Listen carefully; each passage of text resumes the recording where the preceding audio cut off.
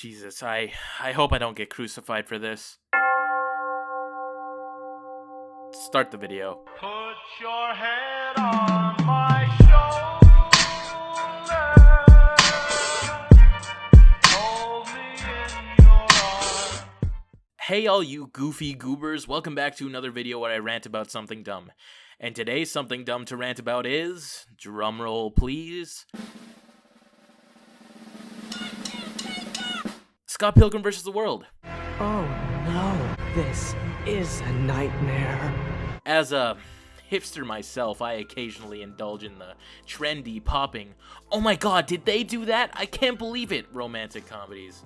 But if you've not seen the movies or read the books, please click off this video right now, as I'm going to be talking about heavy plot stuff which could potentially ruin your experience to this, needless to say, great film.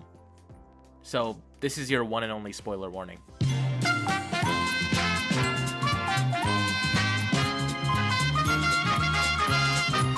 Did you click off yet? No. Okay, let's get into it. Scott Pilgrim is a 6-part book series published in 2004 by Brian O'Malley, and then again reimagined into a critical hit movie dubbed Scott Pilgrim vs. the World in 2012 by Edgar Wright. The series entails the story of a 23-year-old soy boy who's struggling to get through life and his many misadventures following up to the moment he met a girl named, and I quote, Ramona Flowers.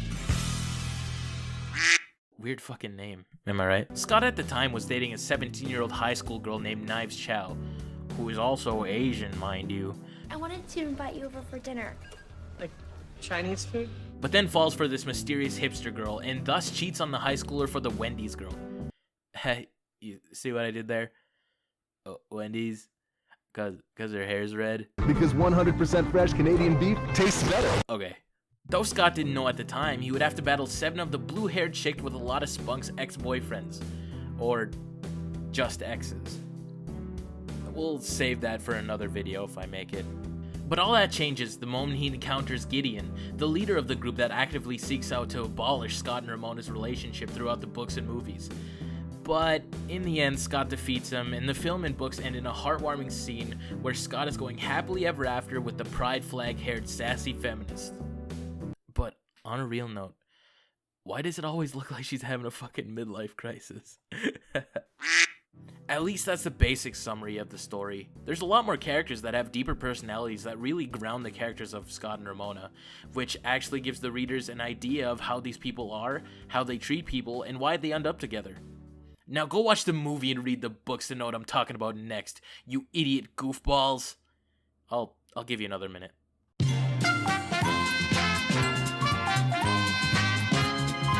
No. Although both versions of the story hold up on their own as cult hits, I do have to say there are many inconsistencies in the movie that leave some elements feeling a bit more empty and lackluster.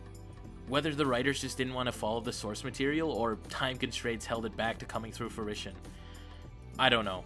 But some major plot points from the movie are scrapped and torn straight out of the film, which made a lot more scenes feel less powerful as compared to what they should have been. A good movie or book should have that oh moment that makes the readers understand what's going on and helps them realize how everything falls into place to make up a character or a scenario, as many other powerful scenes do. For example, in the 2012 short, Scott Pilgrim vs. the Animation, which was strictly made to make hype for the upcoming film, the whole side story itself was literally taken straight out of the books. Scott meets his fellow bandmate Kim Pine and another girl named Lisa. Scott falls for Kim while Lisa is jealous. Kim gets in trouble. Scott beats up a big bunch of guys and gets the girl. Yada yada yada. The end. Until the breakup and Kim fucking hates him. Which actually ties into a reference in the film where Scott is drinking with Ramona and mentions his past with Kim. Which will be No. played. No. As expected. No. Fuck you. What about you and Kim? And Kim? I can barely remember. It was high school. She had freckles. That's it? Yeah, it kind of ended. You changed. It's just a shame that this scene from the book didn't make it into the movie. The end fight scene speech that Scott makes towards Gideon could have had a bigger impact on the audience. It would have shown the viewers the reasoning to why Kim has a distaste for Scott. I know I'm being a bit nitpicky, but a lot of scenes like this could have been great for understanding how Scott is, and why he shies away from the past with Kim that he has. Which brings me to my next point. Before I get going on about Scott Pilgrim and fantasize about him in my sleep,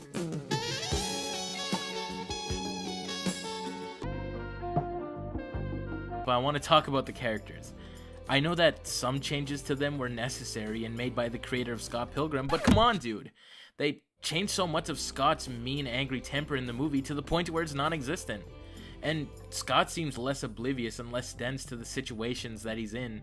Well, I mean, if you don't count this part.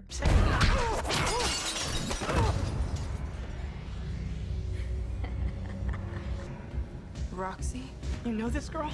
Oh boy, does she know me. You and her? You had a sexy face? It meant nothing. I didn't think it would count. It meant nothing? I was just a little bi-curious. Well, honey, I'm a little bi.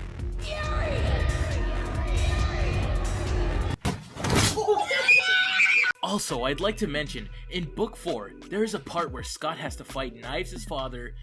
Oh, we don't know his name, so we'll just assume it's Fork Chow. Get it? Boo! You stink! Why, you ask? Because Knives mentioned him at the dinner table and says that he's white. Yeah, Asian parents, you know how they are with white people.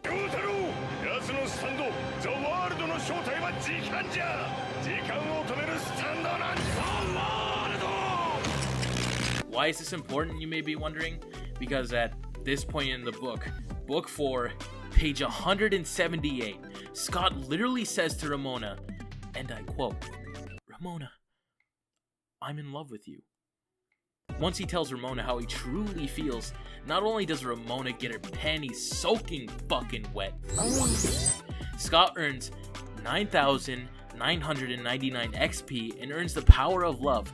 But in the movie, he gets the power of love at the end. That's one big time gap. Oh, also, Scott does get a new sword at the last fight with Gideon in the novels, though it's not the power of love like what the movie showed it. In the novels, he gets the power of understanding.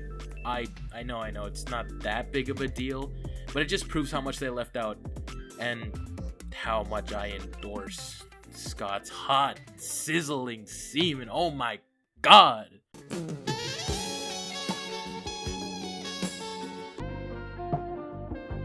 Sorry, I went on a little rant right there. I'll try to make a more solid point in the future. As of right now, this is just all my opinion. And you could disagree with me for all I care, but I felt like I needed to share my thoughts and talk about how the movie could have been so much better if they added the small details like I mentioned.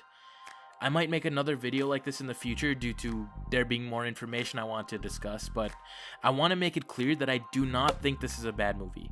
At all. It's a great standalone movie, and that's how I got into the comics as well, but I just think the whole movie could have been a whole ass masterpiece, just like my mom. My mom! If they add a little details like the character quirks that people have and a lot of other things, it'll just make the story flow a lot better. I hope I made that a little bit more clear. I'll probably make another video on this in the future if I get enough reception or whatever. But that's it for now. I'd like to thank Wasabi Ghost for helping me revise the script, and D-Max for graciously letting me pay him for editing this video. Also, I have a podcast. Well, it's not really a podcast. It's more or less a talk show, so if you want to go listen to that, I'd love that. It's really funny and stuff like that, so I'd really like for you to watch. But I'm Smeef, and I'll see you guys later.